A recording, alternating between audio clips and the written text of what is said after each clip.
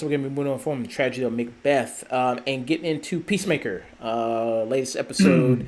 No, yeah, Chad, we have one thing that we need to ask you. Do you really want to?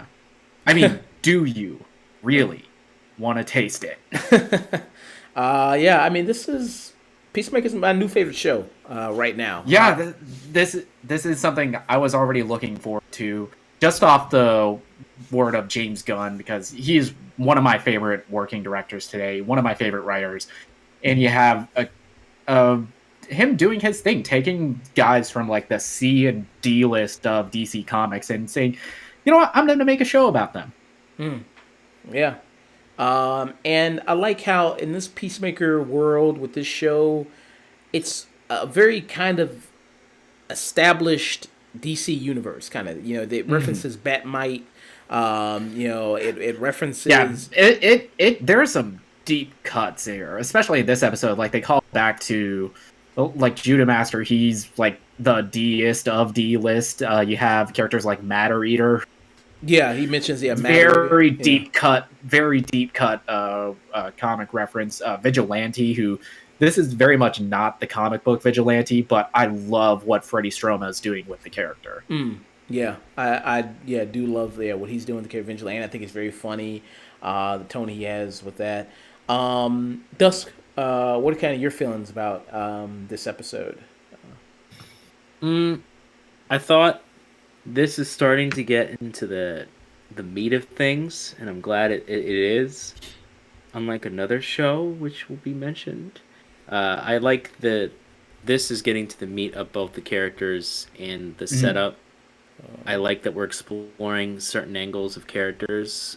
Vigilante not only had stuff to do, he kind of redeemed himself from the last episode, in a bit of like, wow, you just don't, you're not very good. Oh, okay, you actually can fight. Okay, cool. All right, you're actually worthwhile having on this team. You're not just Yeah, which that was really that was such a fun sequence of him going into the prison and just talking shit to the neo Nazis. yeah. Uh, we also got to dive a little bit deeper into what makes Peacemaker tick, and I think he shows him how much more of a tragic character he really is, Hmm. and John Cena is doing a good job of revealing the layers of why he's such a jerk, but why he's also. I mentioned it before in a review of the first three episodes. Why there's this hint of sadness throughout the entire show, Hmm. and I appreciate that because none of these people are quote unquote Yeah, good. There's a few that are yeah, good isk, but yeah. Possibly Danielle Brooks as a Autobot. She is the Mhm. closest thing we have to a good person on this show. right. Yeah.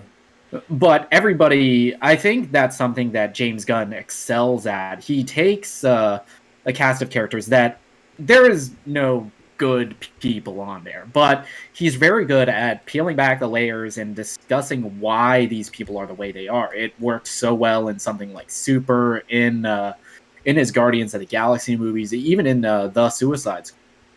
And Mhm. now it's him doing what he does best, but in a longer format with 8 episodes of Mhm. Peacemaker. Yeah. Yeah. Uh, I like the diving ins that we're getting into Peacemaker as well, and the fact that And you understand what and goes into the mind of someone who's capable of killing people. yeah, and just off of that, the writing can only do so much. You have to have an actor, period. Yeah. And what is it with James Gunn being the WWE whisperer? What is it about working with Gunn that he gets these incredible performances out of these former pro wrestlers? Hmm. Yeah. I don't. I think because he caters to their level of showmanship, and he's able to fit Mhm. like a type of character that allows them their personality to shine. Yeah, because amazingly, Cena is slowly becoming the better actor of a lot of these guys that transition from the WWE. Like, I easily put him over The Rock because you're not getting The Rock, and he's not going to let you make him ugly cry on screen. True. Yeah. Oh I mean, goodness. The Rock is not going to take risk. Like, I mean, he's very brand Mhm. protective. He's very protective of his brand, and he's not going to do something like this where he's the bad guy or violent guy like that. Even something like in Fast and Furious, I mean, he's like a DEA agent and fighting, kind of beating up other worse people. So it's like not too bad. And that's a cartoon anyway, Fast and Furious shit anyway. At this point. Mm-hmm. Yeah, and like you said, and you have this, which can also be called a cartoon, but it goes so deep into the emotion and the backstory that it still works. It balances that fine line between absurdity and real tragedy that I think James Gunn excels at.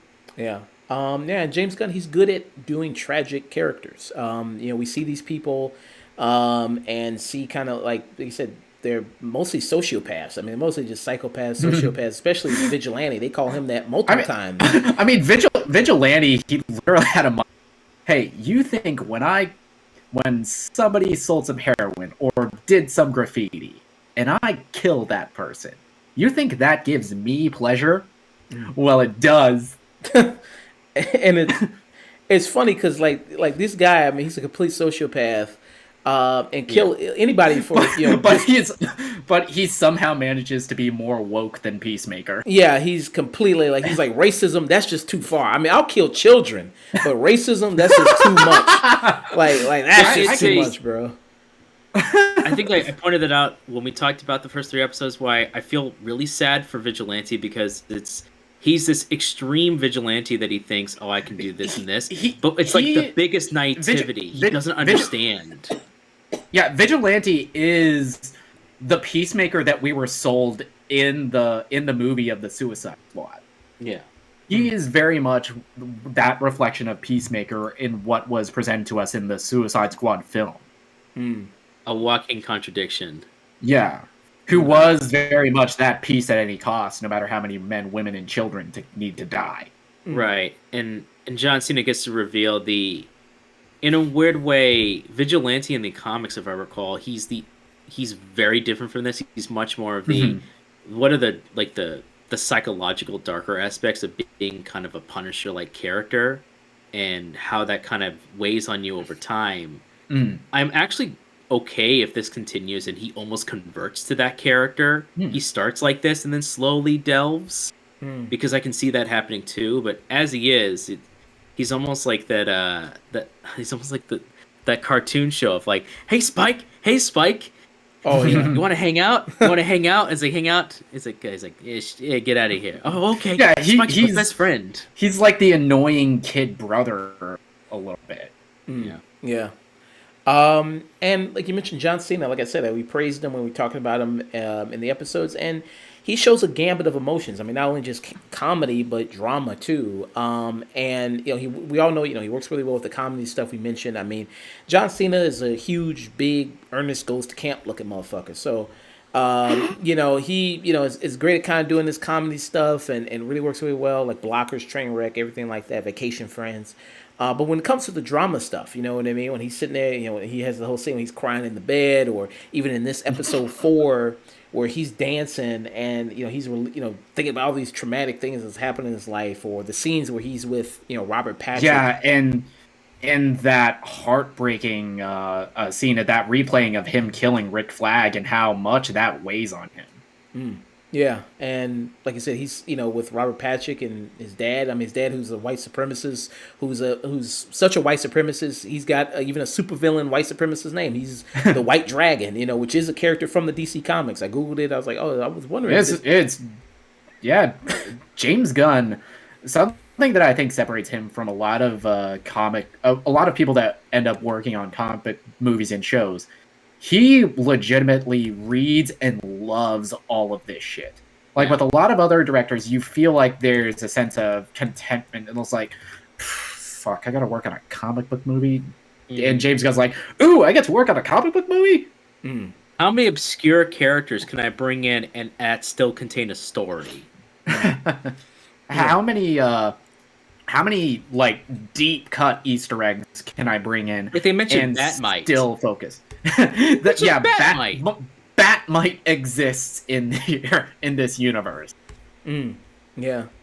I mean, I kind of like stuff like that because I don't want to compare it to Marvel, but in the situations like you would have to do all this setup of all these different other characters, and you know what I mean, and other different movies to go like, oh, to get the reference. But in this, it doesn't care if you really get the reference. It's just throwing that stuff in there, just for the It's a absurdity. world you live in. It treats you as it if this is the world you live in, and these are just references to characters whether they know or wouldn't. Yeah. Yeah, and it's something that never distracts from the main story that Gunn and company are going for.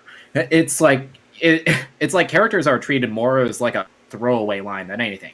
It was like I had to like rewind. Wait, what was that character you called? It was Matter Eater Lad. Yeah. Yeah. Matter Eater Lad, or he or the their leader. He threw out the Apple Boggy Boys or something. That was like an old Disney 1970s Disney movie. He just threw out, and he's like, he's a classic. But they always get at the end, shut up. And just something that's so great about this show, like the little side tangents of dialogue, they feel authentic. They feel more like what real people would end up talking about, and they're always funny. Especially in this episode, they have the rant of like, "Hey, it was like, it's like hardcore would believe that you manipulated Eagly into killing Peacemaker's dad." Yeah, It's like, no, I call in sick all the time, and you don't believe, and you believe me. I don't believe you. I just don't give a shit. exactly. It's like, I just want to make sure we're all on the same page. Technically, Eagly is his best friend. I'm just saying that. I'm just pointing this out. They're just like, why is everyone saying "f you" to me? What did I do? which, Jesus, one of the laugh out loud moments of the episode was with Clemson Mern, who's played by Chuck Woody Iwuji, who is one of the best straight men characters in this show. And when he gets the call with Peacemaker, is like, wait, you put my dad in jail? Look, that wasn't the plan. And he's just giving the death stare to Economist. He's like, fuck you. Exactly. He's just pointing like me. Just giving the death stare. Yeah, you've compromised this entire mission. I'm not mad at you, but I am seriously considering why I brought you along. Yeah. And in this episode, so they, also with the team, now they've added Vigilante to help them fight, the quote unquote butterflies in this, who are which we still don't know what the hell they are. Exactly. So it's kind of like a good mystery in the show to find out more about who are the butterflies, what are their purpose, what's going on to the show. I think what adds to the show as well, and keeps you also keep watching along with the great comedy and everything like that. And mentioning how James Gunn does with characters, doing tragic people. I mean, again, you really feel for like when Vigilante sat in that car, and when he was like, man, I think I made things worse, and he's just really about to cry. It's like, man, you really feel I it. thought he was crying. Yeah, he was crying. Yeah, and it's like you really feel it, even though this guy's a complete psycho. It's just, but he really just wants to do what's good and help Peacemaker and help the team and be a. He's a sociopath, but he also genuinely wants to help. Yeah, I think psychopathy is better because psychopathy, there's not an absence of emotions. It's just a fractural of them. Sociopathy is someone who wouldn't care at all. He's completely apathetic. Okay. All right. Yeah, you're right. I get those definitions mixed up all the time. My bad. That's fine. No. I was just because I was thinking to myself at first. If it wasn't until this scene that I went, no, he's psychotic. He has psychopathy because he does have emotions. He's just, even when he was talking about no, everything's good, everything's fine, and he's like, I even half it. He's like, you seem miffed. No, I'm not miffed at all. And you're like, no, okay, he's not good at covering. He's not good at hiding his emotions. That can be considered a level of psychopathy where he just cannot control them. He can't control the glee. He can't control his anger. He can't control his apathy. It's uncontrollable aspects of him, and so he's all over the place. Kind of be what like Deadpool would be, just hanging out with him all the time, and he would get grading really quick. Yeah. And so I thought that was a great scene, just him kind of just sitting in that car, and then even Hardcore, who's played by her actress named Jennifer Holland, she's even feeling bad. Action Miranda from Mass Effect. Pretty much, yeah. I mean, she's even feeling bad for him, yeah. And the chemistry all the actors have with each other is great. Yeah. Oh, go ahead, Nick. Yeah, the chemistry is what really manages to sell all of these kind of broken people and kind of their bond throughout what I think is going to be the highlight of this season. Mm. Yeah. Oh yeah. And I think I think one of the best ones is with Danielle Brooks and John Cena. Like their scenes together, I think they play off each other really, really well, and they have Yeah, one of the best kind of connections in the show. And which he is makes a good point. Sorry, I'll Mhm. let you finish. oh He made no, a good point. Though. yeah, go ahead. Go ahead. Yeah, Oh, go he ahead. made a good point at first when he said like, no, he trusts hardcore. He's like, no, he wants to have sex with No, he hardcore. wants to. No, he wants to fuck hardcore. Hardcore. He trusts He you. trusts you out of everyone. He trusts you because you're an actual good person. He can actually talk to you. Yeah, I think this was another great episode. Like I said, this is my favorite show on TV right now, man. I'm loving it. Yeah, yeah, the show it reminds me a lot of kind of how I felt when The Boys or when Invincible was on, or even Doom Patrol to an extent. I sit closer to Doom Patrol, honestly, for me. Mhm.